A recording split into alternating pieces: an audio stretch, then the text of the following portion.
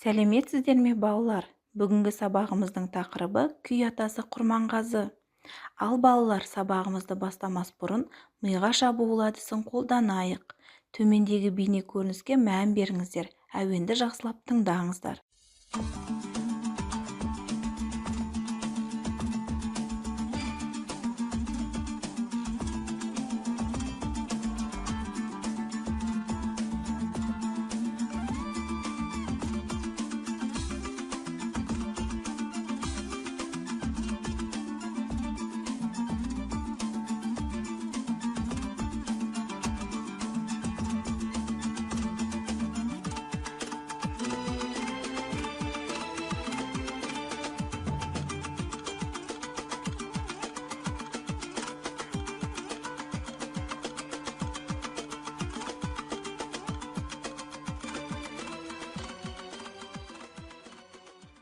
Балалар, бүгінгі сабағымыз не жайлы болады деп ойлайсыңдар?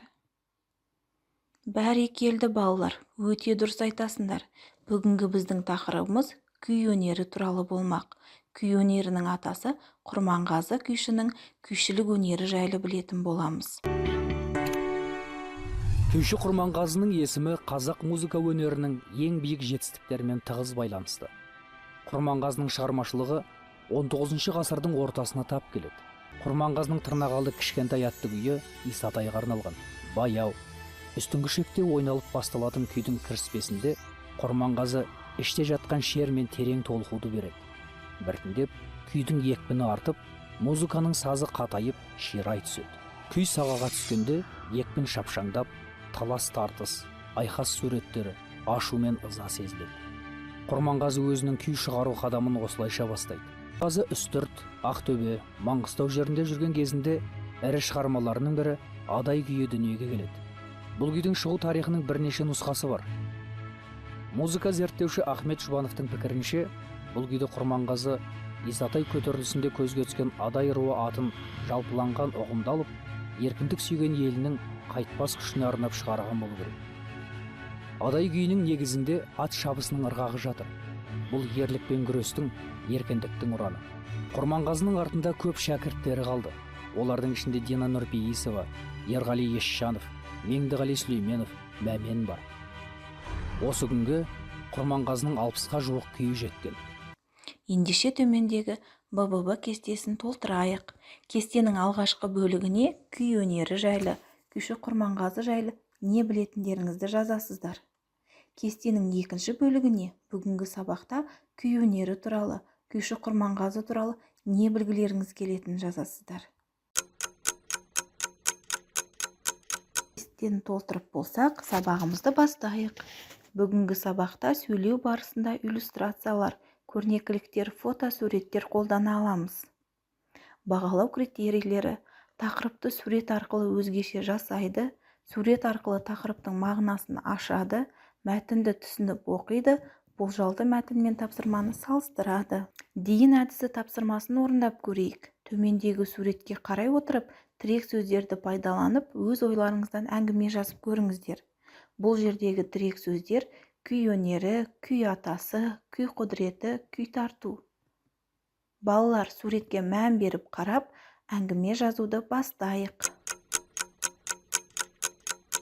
Жарайсыңдар балалар, әңгімелерің мазмұнды және өте жоғарғы деңгейде жазылды деп ойлаймын. Ал ендеше менің әңгімемді тыңдап көрейік. Ата-анасының ерке қызы Жанат кішкентайынан күй өнеріне әуес еді. Бос уақытында әкесінен жаңа күй тартуды үйренетін. Әкесі Асқар да күй құдіретіне бас иген адам. Бүгін үйіне қонақ келді. Жанат кішкентай саусақтары майысып, күй тартып берді. Келген қонақ дән риза болды. Балалар, енді сендерге мынадай тапсырма. Оқулығымыздың 57-58 бетіндегі Құрманғазы мәтінін түсініп оқимыз. Бұл тапсырманың дескрипторы мәтінді іштей оқиды, мәтін мазмұнын түсінеді. Балалар, мәтінді оқып болсақ, кейін тапсырмасын орындап көрейік. Бұл тапсырмада мәтінді оқығанға дейінгі жазған өз әңгімеміз бен Ахмет Жұбанов жазған Құрманғазы әңгімесін салыстырамыз. Яғни ұқсастығы мен ерекшелігін жазамыз. Тапсырманы дескрипторға сүйене отырып орындаймыз. дескрипторы өздері жазған әңгіме мен Ахмет Жұбанов жазған Құрманғазы әңгімесінің ұқсастығын таба алады. Өздері жазған әңгіме мен Ахмет Жұбанов жазған Құрманғазы әңгімесінің ерекшелігін таба алады. Жарайсыңдар балалар, тапсырманы орындап болсақ, ендеше жауабымызды салыстырайық. Ұқсастығы: күй туралы, күйші қыз туралы қонақ келеді. Ерекшелігі: күйші қыздың есімі Ақмаңдай, күйшінің аты Құрманғазы. Екеуі де күйді керемет тартады. Алдарыңызда Ахмет Жұбанов. Ахмет Жұбанов ғалым, композитор, профессор. Ақтөбе облысы Темір ауданында дүниеге келген. Оның қазақ билері, Абай, Құрманғазы шығармалары бар. Келесі тапсырма: мәтінмен жұмыс. Балалар, бұл тапсырмада сендер Ақмаңдай мен Құрманғазыға мінездеме жазасыңдар. Тапсырманы дескрипторге сүйене отырып орындаймыз. Дескрипторы: мәтіннен Ақмаңдайдың ерекшелігін сипаттайтын сөздерді таба алады, оларды кестеге тізіп жаза алады. Мәтіннен Құрманғазының ерекшелігін сипаттайтын сөздерді таба алады, оларды кестеге тізіп жаза алады. Жарайсыңдар балалар, тапсырманы орындап болсақ, жауабымызды салыстырайық. Ақмаңдайға мінездеме жазамыз. Жүзі жайнап, ер мінезді, ерке бойжеткен, өнерлі қыз. Құрманғазыға мінездеме жазамыз. Күй тартуы басқаша, тегін адам емес, ерекше жаратылған, тума талант, бір туар тұлға, қазақ халқының ұлы композиторы. Балалар, сабағымызды аяқтай келе, қазір БББ кестесінің 3-ші бөлігін толтырайық. Біз бағана сабақ бастамас бұрын БББ кестесінің 2 бөлігін толтырғанбыз. Енді бұл 3-ші бөліміне балалар бүгінгі сабақта күй өнері жайлы, күйші Құрманғазы жайлы не білгендеріңізді жазасыздар. Яғни бүгінгі сабаққа кері байланыс бересіздер. Бүгінгі сабағымыздың мақсатына толық жете алдық па деген сұраққа жауап бересіздер.